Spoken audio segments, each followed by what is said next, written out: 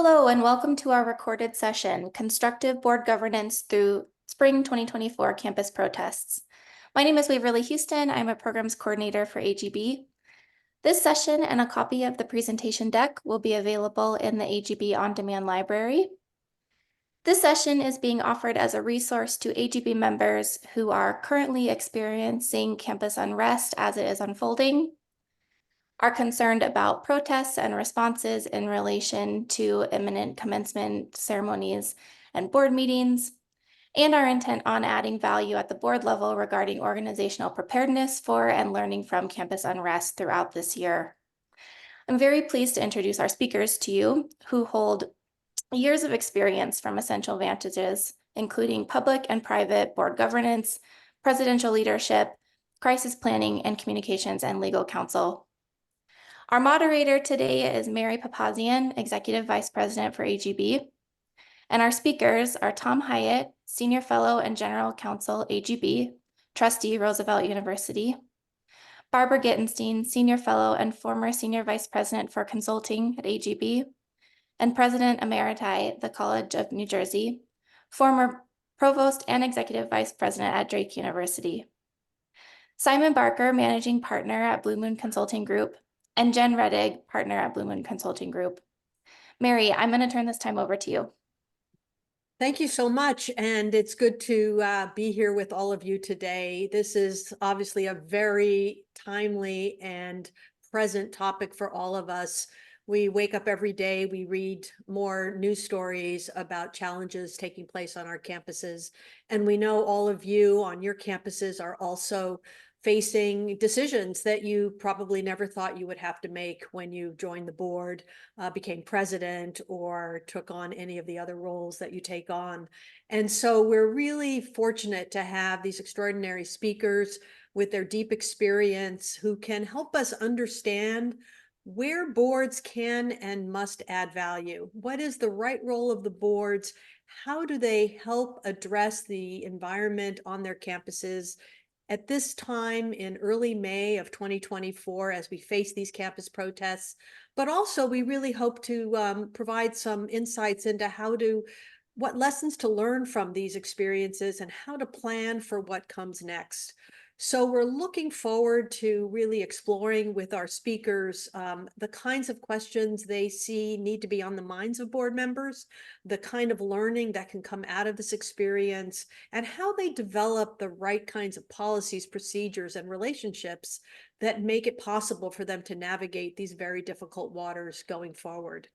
So I'm going to turn it over to each of our panelists for a moment and let them introduce themselves, but also begin to address and unpack some different parts of this very complex question.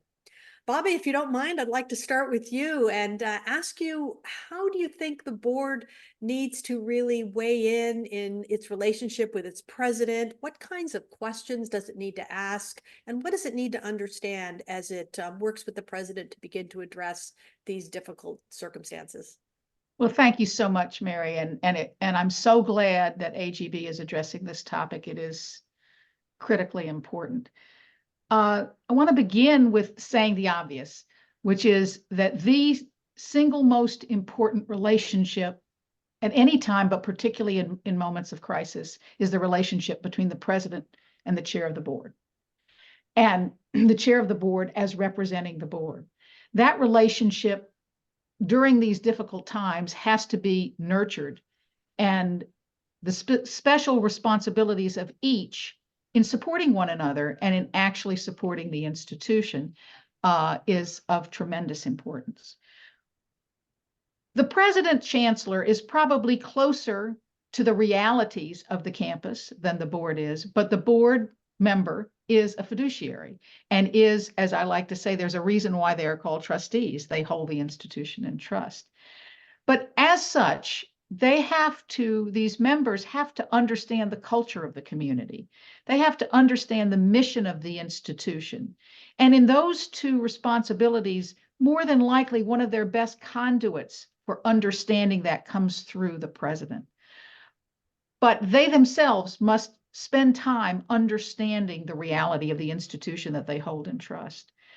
They have to commit to a real sense of the importance and centrality of communication, honest, open communication, and how to work within a communications policy that understands the frameworks and the policies of the institutions with regard to dealing with crises, dealing with communication issues. In most cases, those policies have embedded in them the importance of constructive dialogue, the importance of constructive debate. And by that is implied that there will be disagreement. And there's nothing that is negative about there being disagreement. It's how the disagreement is handled and how it eventually becomes implemented on the campus. I do believe that a word that in our pre-conference we talked about that I think really struck me as so important that we have to embrace is a sense of empathy, and empathy for different perspectives and for one another in our roles, in understanding and appreciating the complexity of the time and the time frame. Board members can be extremely important in helping a community navigate these very difficult waters. And just to follow up on that, Bobby, talk to us a little bit about how the president, the ways in which the president needs the board to be there for the president. Well, the president is it's a very wonderful and lonely job, and the only people who can really understand at the institutional level what is happening on a campus and the pain that is embedded in these kinds of moments is a thoughtful and supportive board chair. Board member, yes, but usually a board chair. That board member can be there to help support the president when more than likely the president is going to be the object of the attacks, and to help the president get through that and get beyond the personal to understand the institutional need and what is best for the institution. Yeah, thank you. And with that, I'd like to turn, Tom, to you. You've spent time as a general counsel and you've served on boards, public and private, and have written a lot about the fiduciary roles of boards and trustees in situations like this and others. I wonder if you could really unpack that for our trustees on this call and help them see how those responsibilities intersect with the kinds of crises we're seeing today. Thanks for that, Mary. It is so essential. We talk often at AGB and at our programs about the fiduciary responsibilities of trustees. Those are responsibilities that members of the faculty, members of the community, others do not have. If you're a trustee of an institution, you have those unique fiduciary responsibilities. So we often talk about the duty of care, the duty of loyalty, the duty of obedience. This is an excellent example for boards to really apply those principles and understand what they mean in the real world in terms of dealing with these crises. To dovetail a bit on what Bobby said, part of what boards need to be doing now, and it's such a great opportunity for board dialogue and board education throughout the summer, including that on these topics, but to understand and make sure that there is appropriate clarity on what the directions are to and what the support of is for the president of the institution. And if you're just figuring that out now, you are way behind. That is something that you should have had locked into place for some time. Hopefully this is not the first time you're having that conversation, but it's a little difficult for a president who goes to bed at night and things are moderately calm and wakes up in the morning and finds out that the administration building has been occupied to suddenly call a board meeting to find out what they're supposed to do. So you want to make sure that you've had those conversations, that the president is crystal clear on what his or her marching orders are, what her responsibilities are, and what the delegation of authority is to the president. That includes some specific and discrete things that we're seeing as these protests play out. The authority to engage with external law enforcement, should that become necessary. The authority to cancel commencement ceremonies, the authority to negotiate with students, making sure that the board understands that there's support for the full spectrum of academic sanctions for students as is necessary to enforce policies. Something we talk about at AGB a lot, Mary, also, and such an essential part of this now is speaking with one voice.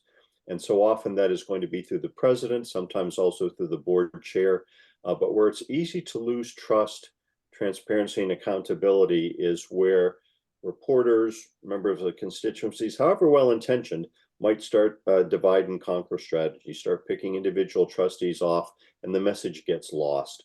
It's so essential to make sure that we're speaking with one voice as we look through those things. Part of it also is ensuring that as this kind of crisis will precipitate, that we have a really dynamic and reliable board communications process internally. How do we find out information? How does the president convey that information to the board chair and then the board chair to members of the board? What's the role of the board professional in making sure that information is current for all trustees? Who can trustees go to find out answers to their questions so you're not bothering the president at every moment when they may be in the middle of real world timely responses to these crises? Such an important part of the duty of care to ensure the status and currency of board policies. A great example is the freedom of speech and freedom of assembly policy. If you haven't looked at that as a board in a while, now's the time to do it. You may discover that your policy hasn't been looked at or amended in 50, 60 years. Doesn't mean what's in there is bad. There's a lot of good stuff from the 60s that still looks pretty good in the freedom of speech policy. But it's obviously an important time to think about how that applies in 2024. It is also thinking about oversight of operational matters and ensuring that there's been good dialogue around that. Campus security, what's the role of campus police versus external law enforcement? Time, place, and manner restrictions on freedom of speech, and really understanding what freedom of speech means, what that right is, and how that differs if you're a public or a private institution.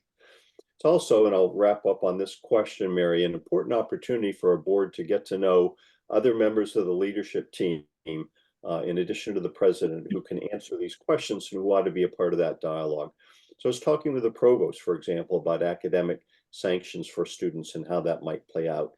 Talking with the CFO or the chief investment officer about what divestment means, what are our current investments, and could we even do divestment in a short order of time? What would that look like? What are some of the compelling issues for and against in doing that? And ensuring, last but not least, the availability of budget resources for all of this. Anyone who's involved in these large-scale protests is suddenly finding they've got a lot more expense and security than they had when the budget was put together. Likewise, if you're bringing in external law enforcement, if you're bringing in crisis managers and communicators, people that are critical to the work and the response, but weren't in the budget planning when you put that together, that's an important part of the fiduciary responsibility as well. Well, thank you, Tom. A lot of really good perspectives there. I wondered if you could just comment a little bit on another aspect of that. Let's say the president and the board have had those conversations about strategy going forward. The president goes out and then makes decisions based on that. And then there's a lot of criticism. How should the board respond in a situation like that? Now, the right way to respond is one with support of the president of the institution. If you disagree with the position the president is taking, if you disagree with the policies of the institution in front of a microphone, doing it ad hoc is not the right way to do that. Those are conversations best had in board meetings, executive sessions when appropriate, where it's appropriate really to air those things out. But you want to ensure that there is consistency and reliability in the messaging of that. As Bobby indicated, presidents are used to taking the heat. They're a heat shield for the institution, for the board, part of the job description. Individual trustees, maybe not so much, may be very uncomfortable. And so it's good to rely upon the strength of the board and recognize that you're a part of a larger body that's responsible for this, that you don't have the whole weight of the institution on your shoulders as an individual trustee. Yeah, thank you for that. And I'd like to turn now, as we talk about communication and planning for crisis, to Simon and Jen from Blue Moon Consulting Group. And I would just, for those of you who don't know Blue Moon Consulting Group, they are a crisis planning, crisis management, and crisis communication firm. So they have been working with institutions across the country in very deep ways for a long time. So Simon, let me start with you. We talked a little bit already about the importance of planning, and that today is almost too late. Given your experience, what would you recommend to institutions who may not have been able to do as much planning as they would have liked? How do they catch up, if you will, in the moment of crisis? Well, I think first off, the term crisis is often bandied around when it really isn't a crisis. This situation, I think, absolutely is a crisis. I can't think of a time when higher ed has been above the fold, to use the old term, for weeks and weeks. And there's a number of components that I think it's important to understand of what even constitutes a crisis. And that will get to my point here is, one, there's a threat, and there absolutely is a threat, right? Threat of physical interruption of things on campus and certainly reputational damage. There's an urgency in terms of some of the questions we're being asked to deal with. Are we going to have commencement? Can we have it in the location? Are speakers appropriate? What are we doing with divestment? That need to be addressed. And the critical last component, so we have threat, urgency, is uncertainty. It's not that clear what we need to do as an institution. We have competing values. We have our commitment to academic freedom and freedom of expression, which is fundamental to our role as a higher education institution. But we also have Title VI obligations, but more broadly, a commitment to make our campus safe for different points of view, wherever they are from. So we have, when we have competing values, it makes it even harder for the leadership team and the board to assess what is the right decision, what is the right piece for us. And I think somebody mentioned culture and values, and that is really fundamental to understand. And I think boards may have quite a different perspective of what culture and values are of their institution than the students or the faculty who are on campus today. They remember it in a very different way than when they were there, right? And how we apply those values, how we apply that culture into our decision-making frame is absolutely critical. So we've got a number of components that make this difficult, right? Highly politicized environment, competing values, certainly a crisis.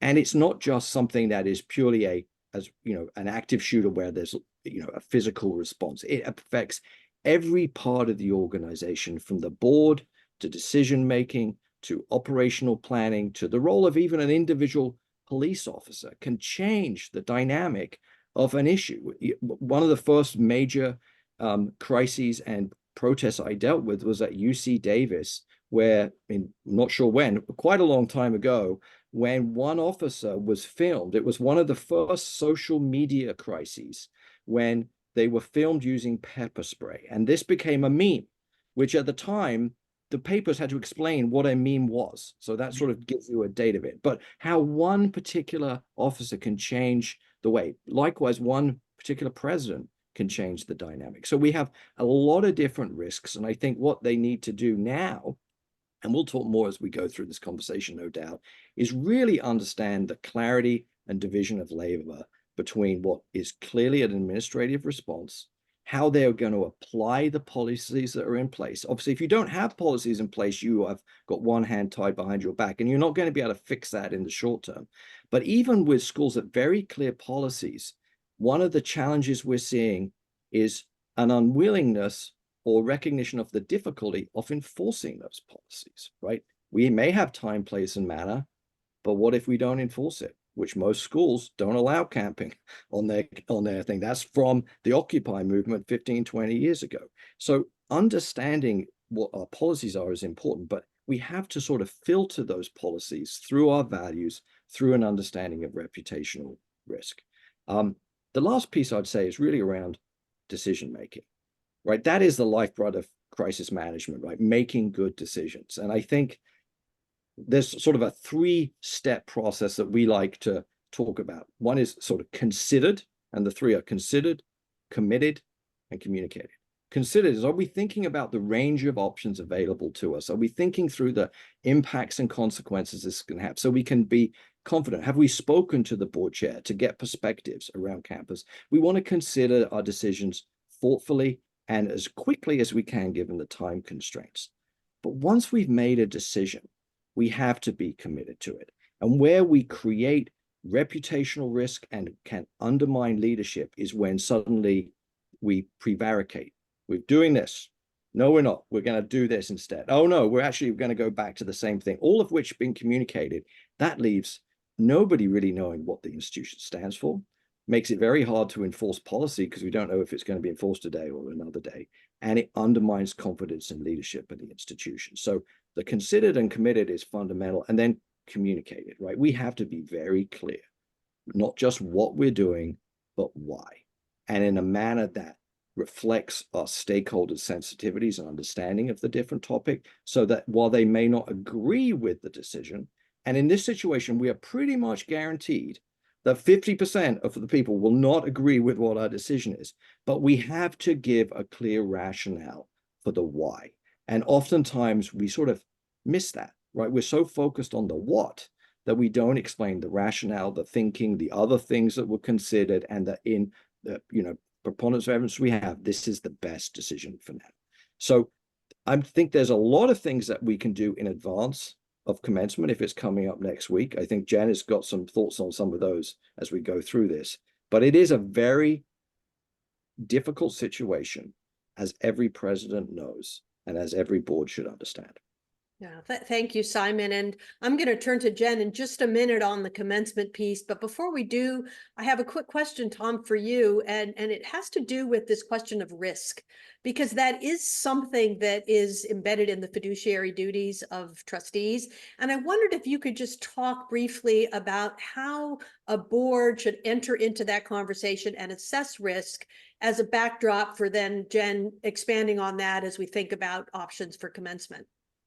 It's a great question, Mary, and typically will tie into the responsibility of the board and particular board committees around identifying risk, often in what is called an ERM, or Enterprise Risk Management Committee, or a function of a broader committee for that purpose. And if you're familiar with that, the shorthand version of it is you've got a heat map. It's a tic-tac-toe box: high impact, low impact, likely to happen, less likely to happen.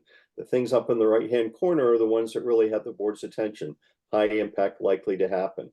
So if you've had a meeting about this, maybe a couple, 3 months ago, it may well be that this particular topic or issue, whether it be encampments, request to divest, demands to divest, and so on, wasn't even on the heat map, and now all of a sudden it's up in the top right-hand corner. So it's boards recognizing that they have to be flexible, that not everything has a long time horizon, that you may have to call special meetings to address this. And it's more than just an academic exercise. You've got to decide what resources are we going to devote as an institution to shielding against that risk, whether that be additional resources for security, for communications, for student safety and protection, whatever that might be. Yeah, and this is clearly an issue at hand in going through both boards and certainly presidents and leadership teams' minds as they think about whether or not to hold commencement or how to hold commencement. And of course, for those undergrads who are looking forward to completing their senior year, this is the same class of students who didn't get their commencements as seniors because of COVID. So Jen, you work with a lot of institutions on thinking through this process, and we've seen different responses by institutions. What do you advise our members to think about as they face this very difficult decision?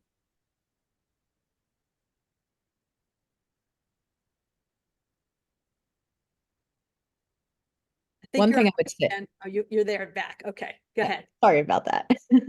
One thing I would say is that we're getting awfully close to commencement. We've already seen some this past weekend, and there's a number coming up. So we're sort of running out of time to do anything too significant. But that said, I think that boards need to think about this not just as a theoretical exercise or, how we should think about it as an institution, but to think about it in a practical way. A lot of our boards are going to be sitting up there on the stage.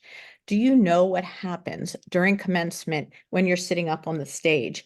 And so we really want them to think about the ceremony themselves. We want them to have that conversation with the president in terms of, what they should expect, what the tolerance is that the administration has in place. With a lot of our institutions, we've worked with them to develop escalation levels. We're going to tolerate this, but we're not going to tolerate that. If you're sitting up on that stage, you need to have a really good, solid understanding of what the administration plans to do. Will they issue warnings? Will they try de-escalation strategies? We also need to think about public safety. and how our public safety units will respond, because generally what we'll do is we'll have student affairs come in first, then they'll be joined by our public safety teams. And then, eventually we will eject people from an event. But the other thing we need to think about is that the order of events? Do we take a pause? What do we sitting up on the stage need to do during those different periods? How do we need to think about it? Is there a way for us to be moved out for a period of time and then perhaps brought back in? I mean, just we had folks during another event where they were up on stage and there was no clarity around that. And so they weren't really sure what to do. So they were sitting up there sort of very uncomfortably as these protests were taking place, not really understanding what their role was, what they should be doing and how they should be behaving, or even what was in place for them from a safety perspective. So really having that good understanding. I think the other thing that's really important to understand too is if you are either with a smaller institution or you're with a large public, but say you're in New York City or someplace like that, is I think Tom already spoke to the memorandums of understanding that we have with our community, our community police forces.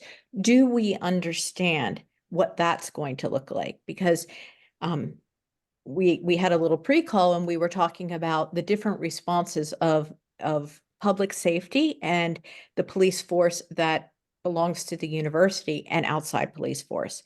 What you may see them do is going to be very different, and they're going to be trained in different ways. And so having a really clear understanding of what those outside police forces may do in a difficult situation is absolutely imperative. I think the other thing that we need to be thinking about right now is our encampments. If you already have an encampment, or if one suddenly springs up, do you have a clear understanding, again, of what the administration is planning on doing, what the levels of tolerance are, what steps are being taken in terms of addressing that camping on campus? And then eventually, if the police are going to come in, what does that look like? So those are some of the things that I would encourage folks to think about in the short term. In the longer term, and we'll talk about this a bit more, as Tom mentioned, we really need to, as a board, think about our strategies around divestment and look at it in a really dispassionate way. It's really important to step back and to try and have an exercise where you're as objective as possible. What we do is we encourage our boards and our administrations to use something we call a fast framing, where they talk about the benefits, the risks, the messaging, and then the dependencies. And that's a way that the team can work through these different issues and think about it in a dispassionate way. And people aren't just stepping forward and saying, well, this is what I think based on my knowledge, my siloed knowledge. They're thinking more holistically and they're thinking more objectively. And then if we're not planning on addressing the divestment issues or anything around that, how do we explain that in the context of steps that we may have taken in the past? So we may have divested from Russia, for example, or we may have divested based on some sort of climate changes. So we need to think about how we explain that in the larger context. Yeah, those are great pieces of advice. Bobby, I want to come back to you now in the context of the great advice we've heard from our colleagues and thinking about this. And when we think about commencement, it's a celebration of student achievement. And so it really is the Students' Day. It's a way to celebrate what they've accomplished and the potential as they move out into their lives and their careers and the like. And so how does the student voice or the student experience intersect with some of these dispassionate, as Jen said, sort of objective analyses of boards and leadership team and presidents and the like? Well, I am a very strong advocate of a student-centered approach to education. And to me, a crisis should be an opportunity for an education. Now, part of what the conflict that's obvious here is there are students who have very strong opinions, and then there are students from whom we are not hearing that are not strongly engaged in this topic and are, when we're speaking specifically about commencement, Their concern is actually attending their commencement. And that has to be recognized and honored as well. And somehow that has to be elevated for people to be thinking about all of the students. But I also think the problem with being dismissive of students on either side is that it simply exacerbates the situation. And communication seems to me to be at the core of what we're talking about here. Communication has to start, however, with understanding, and that understanding, of course, best should be before the crisis occurs, before the time occurs. I think it's really, it's a sad situation for these students who will have lost their opportunity to celebrate. And we have to think of ways for them to celebrate that incredible achievement that they've made. And it will, speaking of, Tom had mentioned the costliness, this will be costly. Should there be a decision, as there has been on some campuses, for the major commencement to be canceled and smaller events to be created, that has cost implications. But somehow that has to be taken into account. I think it's really important for there to be timeliness of communication. And also one of the things that Simon said that I think is so important is this problem and the danger of the vacillating decision-making process, which confuses everything and makes for even greater insecurity in the student body and in the student appreciation for what is supposed to be happening as a celebratory moment. But I don't think I hope that people will not conclude that when he's talking about the problem of vacillation in decision-making, that implies that there shouldn't be communication and maybe a changing of mind of direction. The important thing is the communication of why you are doing something. Not that you are doing something, but why you are doing something. And that was an important part of what Simon was talking about, that it's not just making a decision, but explaining why you made the decision. And then that ought to be based on the foundations and the principles and the mission of the institution. My heart breaks for these students on both sides. I mean, and it's not going to be an easy time. But I also think if you can keep at the center of your thoughts the values and mission of the institution, you will be better served, at least. And to that point, I would just add on, one of the most difficult decisions, certainly at a visceral level for any trustee, is to cancel commencement for all the reasons you just outlined. And yet being a fiduciary means understanding and accepting that sometimes the primacy here is student safety. It's the safety of all who attend commencement. A fairly high number of the arrests that have been reported across campuses have been of non-students. People have no connection to the campus community. Clearly, particularly with urban institutions where the boundaries of a campus and the city are much more porous, it gets very difficult to maintain security around that. And so making that difficult decision is sometimes the nature of the job. Yeah, and these are difficult decisions, but we will get through it, and time will pass and the semesters will end. And so, Simon, once we get to the other side of this, once our members are through commencement in whatever form it takes, the semester's over and we move into the summer, I think all of us understand that this will not be the last crisis that institutions face. What do you recommend that institutions do, boards and their leadership, in learning lessons from these experiences? And then how would they use the summer to prepare for the beginning of the term in the fall? Well, I think there are a number of things, and certainly one is post-incident review, or after action report is called, if you've had a difficult commencement or you haven't handled it quite in the way you manner. We think a post-incident review is an excellent process to go through to learn those lessons, right? That is an absolutely standard part of crisis management best practice, so we can improve processes going forward. Even if we haven't had an event, I do think we have to recognize that fall is not going to be any easier. And so whether it is this specific issue or broader issues driven by the upcoming elections, I don't know. But the same kind of capability to be able to effectively respond needs to be in place. So I do think this summer is a good opportunity, certainly for education at the board level. And we could talk more about what the administration should do. But I think for the board, I think it is critical they understand the complexity of this issue, the complexity of the response, the application of policy. And by that, I mean things like, freedom of speech. Typically, most schools, we look at their freedom of speech policy, they pulled it straight from AAUP in 1930 or whatever it was, and that doesn't say anything else. There's often not any adequate distinction between freedom of expression and civil disobedience. And there is a fundamental difference, actually, between the two. Yet students don't understand it. Board members, for most part, don't understand it. But it changes the equation quite considerably. So a much more nuanced understanding of what we mean by protest, what is allowed and what isn't, what's in our time, place, and manner policies if we have them. If we don't, let's get them done.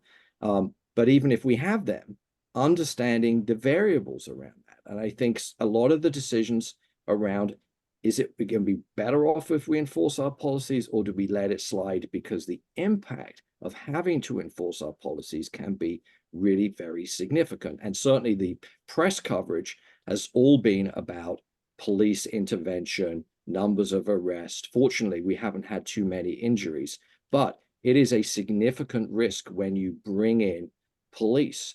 You're not clear on their use of force policies and so forth. So there's a lot of homework. I'll stop on the sort of board level, but I think getting the board to understand what this looks like, what the policies are in place, what their role is. And I do think where there are gaps, whether it's not having a crisis management plan and relying on your cabinet to solve things, not having demonstration regulations and process in place, whether it's not having any of these supportive policies or not doing sufficient training for your student affairs on de-escalation, the range of things can be quite broad. The board absolutely should be asking the administration to go back and look at these things and make sure that they're being prepared, because there is maybe an excuse, although I think it's a fairly weak excuse, for not being prepared for this. Let's face it, you could see this coming if you paid any attention from October, but we have a little respite over the summer. And I would certainly encourage all boards and administrative teams to take advantage of the time they have to get their house in order if they feel they are not sure or they don't know. That's not a good place to be. Yeah, and the summer will pass quickly. It'll be the fall before we know it. Tom, I wondered if you could comment a little bit with your experience working with boards on how they can engage with presidents and leadership teams to really gain the kind of education that Simon just described. No, it starts right with simply making time for that.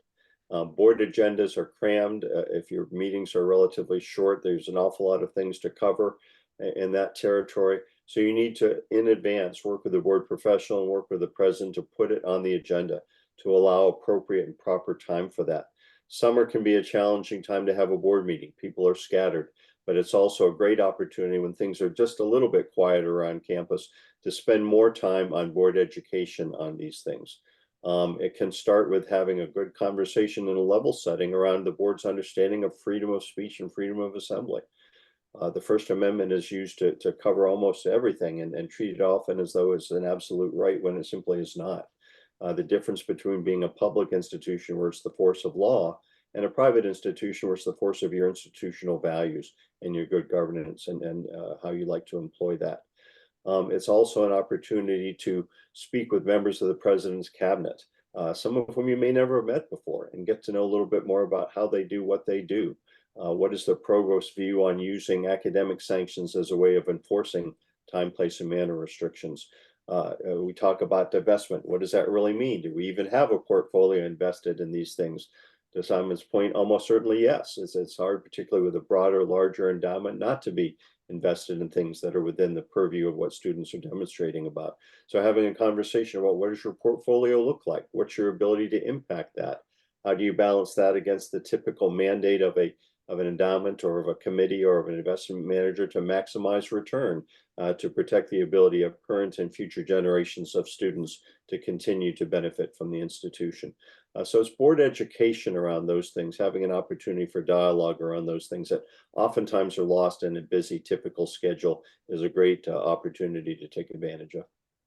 Yeah, and all of this is taking place against the backdrop of so many other challenges in higher education, from the FAFSA rollout to so much more. And so clearly there is tremendous pressure on institutions just to evaluate whether their enrollment will be stable come the fall. So they'll be doing a lot of work and multitasking over the summer. Jen, you've been working with a lot of campuses. As you think through the kinds of ideas and suggestions that both Simon and Tom have put forward, what are you seeing as some of the most common gaps that institutions and boards should address quickly over the summer? What's coming up in a recurring way? Well, one of the ways that we think about this is we look at it from a culture and capabilities. So if you're looking at a response that was less than what you had hoped it would be, where is that failure from your perspective? Is it a culture gap? Is it to the point that Tom made of merely not understanding the policies or the expected implementation of those policies? What did we expect from leadership? Or is it something more significant in terms of capabilities? Do we not have in place the different structures that we need in place to address some of these issues? So I think we were talking about it earlier. Almost every school has in place since Virginia Tech a really strong emergency operations plan. But this is a great example where an emergency operation plan simply isn't enough. We think about it as being sort of resting on three legs. So we think of our emergency operations plan, absolutely vital. Under that falls the police response. We think about it as a crisis management plan. That's your leadership team, your administrators. How are they responding? If your president is turning to his cabinet, which can be 15, 18 people, that is far too many to make decisions in an expedited way. So they really need to have their own plan in place, and then crisis calms. One of the things that we talk about a lot is that once the direction for communications has been set for a crisis, we expect approval of communications in under an hour. That is shocking in higher ed. That never happens in higher ed, but you need to have that structure in place. And so some of that is just the capabilities. And then what we're seeing just so much right now is everyone wants to exercise, and that's incredibly important. And I can't overemphasize how important exercising is, because it is the single best way to test out your teams and to really get those teams familiar. It does not need to be an exercise, for example, focused on protest, or an exercise focused on active aggressor. It can really be an exercise focused on any type of event. But what you're doing is you're getting everyone used to working together and working both within their teams and understanding their roles and responsibilities, and working between teams and up to the board. So how is that communication happening between all of those different entities that are going to respond? And does everyone understand how we're working together and making sure that our response is absolutely seamless, or as close to seamless as we can possibly get? And Bobby, as a former president, of course, you've been in this seat and you've had to deal with situations like this. I wonder if you could talk a little bit about how you address this kind of scenario planning, and who drives it? Is it driven by the president communicating up to the board? Is it driven by the board communicating to the president? What in your experience works most effectively? Well, first of all, I want to reiterate what Jen just said, the importance of exercise and the importance of just figuring out how, in fact, and it should be happening not at the moment. It should have already been happening. It should have been regularly happening so that you're accustomed to these relationships. In my experience, the emergency management operations plan was generated by the administration, and the relationships of actually managing the emergency was generated by the administration. But the board was intimately involved in understanding the structure and the purpose and the value of it. One of the things that I think is particularly important, that I'm sure my colleagues from Blue Moon will appreciate, is that presidents often don't understand their roles in the middle of a crisis. And they assume that they are managing the whole crisis without understanding the different responsibilities of, let's say, campus police or safety officers or student affairs officers, or the people actually dealing with the operations, because most of the crises, not this particular crisis, but most of the crises that come to a college campus are facilities related. Right. And there has to be someone who actually understands the facilities, although I guess this has facilities implications, obviously, in removing encampment and so forth. And I think the important thing is the exercise to understand exactly where your role is and the importance of the president with regard to the board, keeping the board informed. I do want to pick up on something that was mentioned before that I don't think is fully appreciated by people off the campus and even people on the campus. And I think Simon was the one who brought this up, and that is the difference between civil disobedience and freedom of speech and the consequences of that. And some of that, I believe, probably bleeds into understanding your sanctions policies. If your sanctions are so extreme, it's hard to see how you can help students understand the value of actually embracing the concept of civil disobedience, because civil disobedience does, in fact, entail accepting the consequence of your action. And you should believe strongly enough in, I mean, isn't that what we learned from all the leaders of the 60s, right?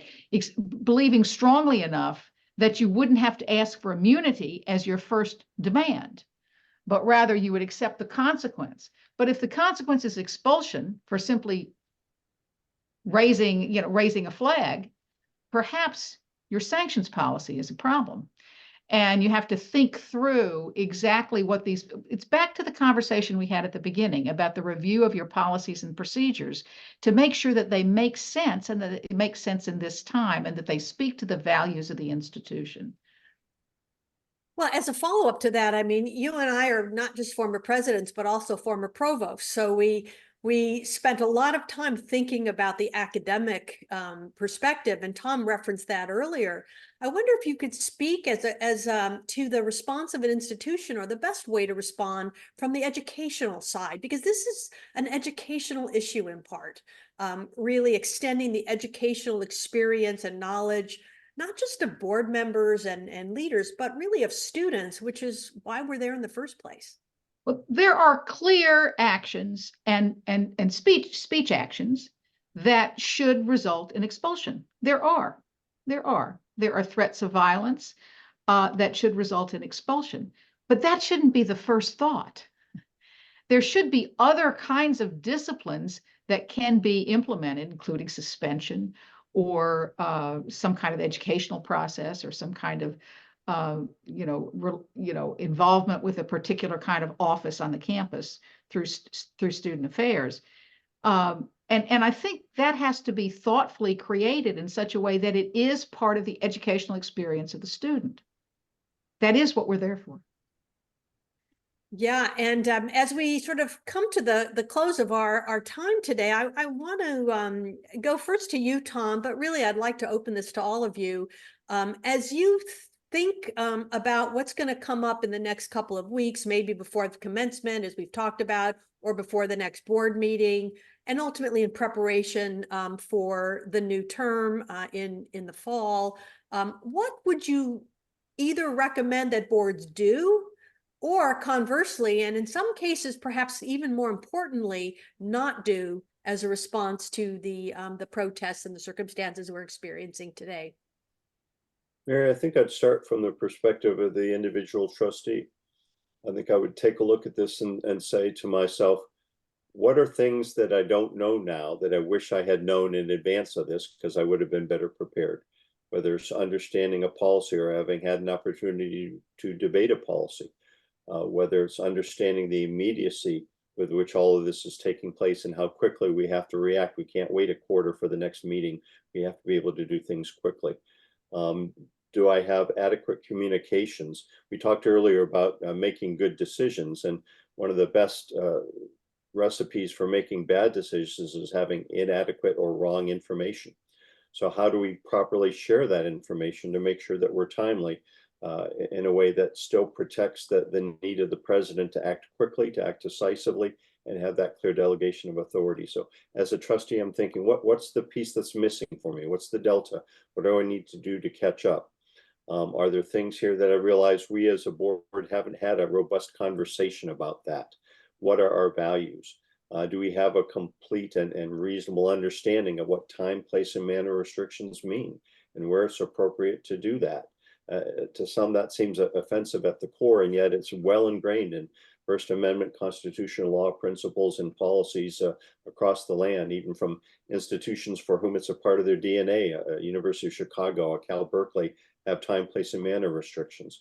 This is a part of what we need to think about what that means. When is it appropriate to say, we're going to cancel commencement? How do we go into that? And then say, now that I'm looking at that, and maybe things have quieted down a little bit over the summer, as Simon noted earlier, there almost certainly will kick back up again in the fall. We have this small thing called a presidential election coming up in the fall, and that's going to be a catalyst for all of this once again, because it will be made political fodder for a lot of conversations and debates. So how do I prepare for that as a trustee? How do I make sure we as a board are ready for those things? And finally, again, to this resource question, I hate to keep coming back to it, but it's the reality. How do I make sure that we are properly marshaling resources for all of these things? And if I'm a trustee, there's probably nothing that commands my attention more in terms of resource allocation than student, faculty, and staff safety. That's job one. How do I make sure that that is there? And if we haven't allocated sufficient resources for it, we need to move things around, because that's job one. Simon, I'll throw the question to you. Well, I think recognizing the intensely difficult situation that the president is in right now would be a great step for every board to take. It is literally mission impossible, and they are torn between competing interests, very volatile politics on campus, a very no-win situation wherever they go. And I really feel that where the president has the confidence in the board and the board is backing them and recognizing there will be a time for second guessing, there will be a time for analysis, but right in the middle of it is not the time, and certainly not the time after a decision has been made and communicated. There has to be that alignment there, and we've certainly seen that in many instances. Our view is it's always the perception of the response that makes the biggest impact, and the board has an outweighed impact on the perception of the response. If the president says something and a board member says, "Well, I think that's ridiculous," suddenly we have a lot of issues that we have to deal with. So I think some grace for the president would go a long way right now. I think they're having a really tough time. I think it is very hard to be able to navigate these issues. It's even harder if you don't have the confidence in a well thought out plan and process that can support decision making. And so I think I would just echo what's been shared earlier. Use the time to get prepared. Use the time to clarify process. Use the time to understand, how do you even find out about things? One of the challenges around this issue, obviously we're talking about encampments and protests for commencement, speakers was a huge issue 4 or 5 years ago. COVID sort of made it not be such a big issue, but it's coming back again. And let's make sure we understand how we flag those issues, support them to the best we can. Certainly if you're a public and you have an obligation to support them, but be able to plan for them. And that is a microcosm of what we're seeing. And we're going to see a lot of that in the fall as well. So that's where I would net out. There's a lot of work to be doing. There's an opportunity to get it done. And the presidents are absolutely trying to do their best in possibly the most difficult circumstances they've ever experienced. Yes, absolutely. So appreciated by all the presidents out there, I know. Jen, as you think about the planning then that Simon was just speaking to, any further advice on that for our listeners, our members? I really think everyone made excellent points. I think if I was to leave you with one thought, it's to think proactively, not just reactively. Right now, we're all focused on what just happened. We're all focused on this particular issue. But I think to a point everyone has made, there has to be a recognition that we don't know what fall has in store for us, particularly. So we need to to what Simon was talking about, the risk sensing, understand what may be on the horizon and begin to prepare for a variety of events, not just this particular one, and to think about how we're going to get ready for those. And Bobby, your final words to our audience. Well, thank you very much. I would just echo all the points that my colleagues have made. Particularly, I want to emphasize, and this is as a former president, the importance of supporting the president in these very difficult times, particularly as the president is doing some things that maybe previous to this you weren't thinking were central to their responsibility when you're thinking about the issues of enrollment management and the financial crisis that most institutions are dealing with. The president has to turn now to making sure that she understands her community and she understands her students, and that she remains close to these students, and understand that that will take time away from other kinds of responsibilities and fundraising and in community relations and so on and so forth. That president has to now understand that the focus has to be understanding what's happening here and now on her campus and making sure that her campus is safe. The responsibility of the president is not to solve the Middle East crisis. The responsibility of the president is to preserve the safety and security of her students. And that might lead to doing some things that perhaps in the past the board had not been open to, limiting who comes on campus.